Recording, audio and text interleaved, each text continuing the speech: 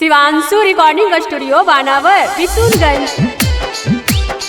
हे गे चाले ना बेला सहरिया गे छौड़ी करा दे बहुलैया। मिक्स बाय रोशन पुजारी। करा दे बहुलैया।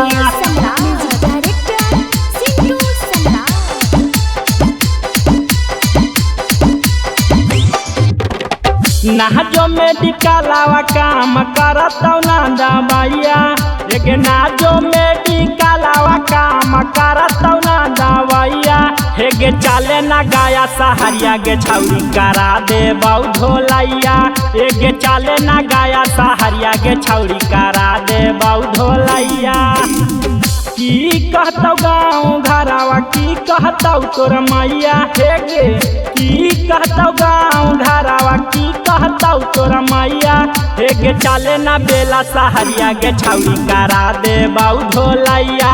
हे गे चाले ना बेला सहरिया गे छौड़ी करा दे बहुलैया। हे गे चाले ना बेला सहरिया गे छौड़ी करा दे बहुलैया। करा दे बहुलैया।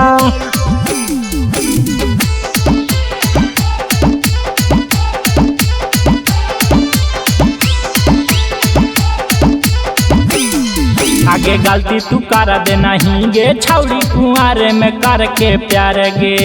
की कहतौ साजनावा जहिया जाइनी ससुरार गे। जाइनी ससुरार गे। आगे गलती तू कर दे नहीं गे छौड़ी कुंवारे में करके प्यार गे।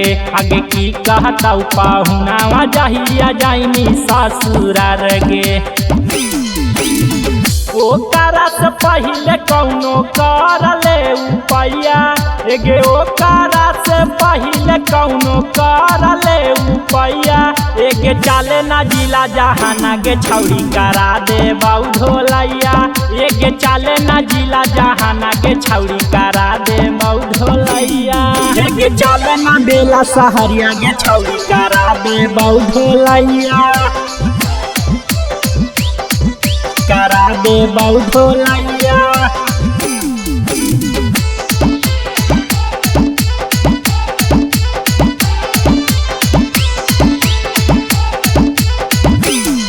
आगे दीने दीने फूलल जाहौ छौड़ी तोर पेटावा। लागा हौ कि मजा मारल कौ जादो जी के बेटावा। जादो जी के बेटावा। आगे दीने दीने फूलल जाहौ छौड़ी तोर पेटावा। लागा हौ कि मजा मारल कौआ हीरा के बेटावा।